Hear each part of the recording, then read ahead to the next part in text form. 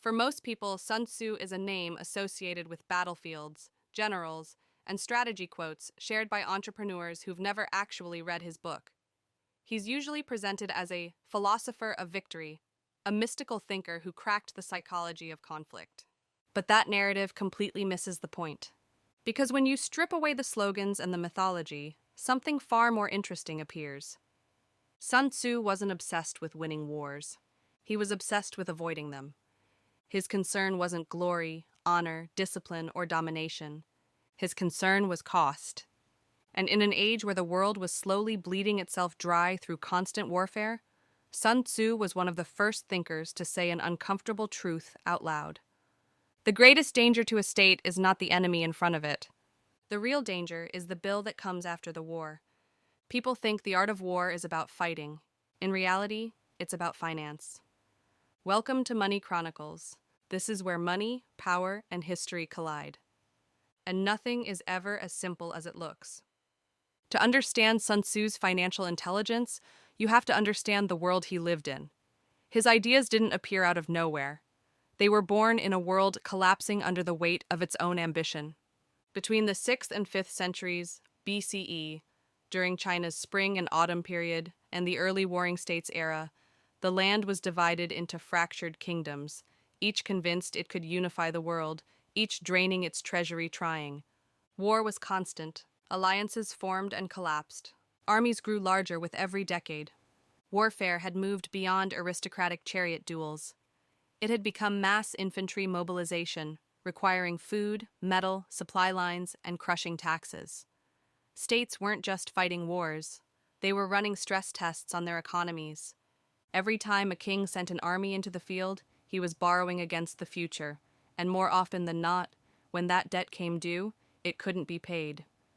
In the West, ancient warfare is often imagined as heroic and tactical. But in this period, war was logistical before it was anything else. The moment an army moved, the meter started running.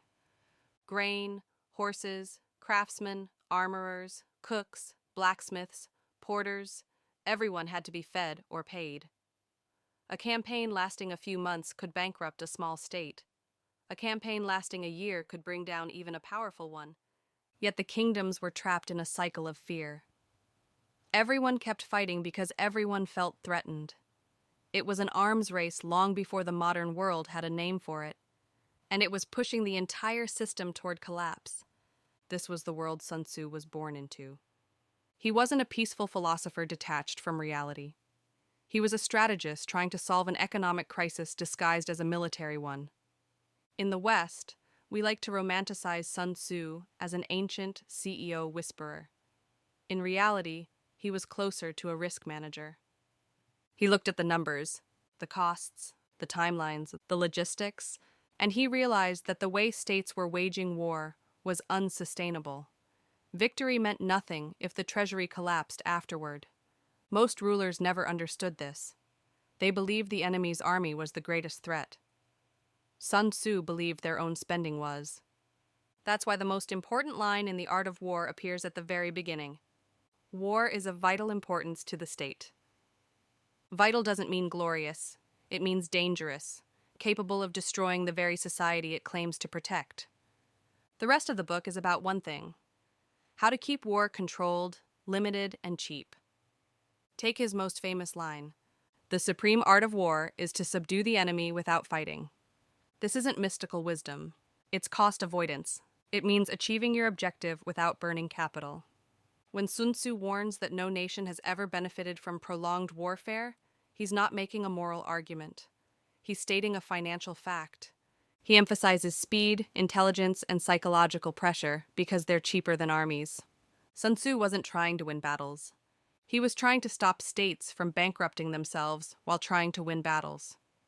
Before him, warfare was about honor and ritual. But as populations grew and weapons evolved, war turned into a budgetary crisis. States had to standardize currency, reform taxation, and build bureaucracies, just to keep their armies fed. Sun Tzu saw the truth. The old mindset had become suicidal. War was no longer a stage for glory. It was a balance sheet. So he read the battlefield like an accountant reads financial statements, calculating supply chains, opportunity cost, and resource depletion centuries before those concepts had names. And he was brutally clear. Leaders who enjoy war for its own sake will destroy their states. Even his obsession with intelligence was financial. A single spy, he explains, can prevent an entire army from marching in the wrong direction. One piece of information can save millions. Foreknowledge, Sun Tzu writes, comes from information. Today, we call that data. Misallocated information is misallocated capital. His emphasis on speed follows the same logic. Speed reduces cost. Every day an army waits is another day of money burned. A delayed victory is a wasted budget. Sun Tzu wasn't anti-war. He was anti-waste. And in his view, the greatest waste of all was fighting wars you didn't need to fight. That's why he valued diplomacy, alliances, intimidation, and deception. They were simply cheaper. History proved him right. The states that listened survived longer. The ones that didn't collapsed, along with their treasuries. And here's the uncomfortable part. Sun Tzu is still right today. Vietnam, Afghanistan, World War I. These wars weren't lost on the battlefield. They were lost economically. Modern tools, cyber warfare, sanctions, proxy conflicts, are pure Sun Tzu. They aim for maximum impact with minimal cost. Sun Tzu's real message was simple. Power isn't measured by how hard you strike. It's measured by how much you can afford to strike. States don't collapse because they lose battles. They collapse because they drain the capital that keeps them functioning. The best war is the one that doesn't require rebuilding your economy afterward. The Art of War isn't a book about aggression. It's a book about restraint. Not a guide to conquest, but a manifesto for stability. Sun Tzu wasn't a warrior. He was a steward, and his warning still holds. History doesn't repeat, but it walks. And if you don't understand it, you'll pay the price all the same. If this gave you a new perspective, don't forget to follow. History has answers, and I'll show you where to look.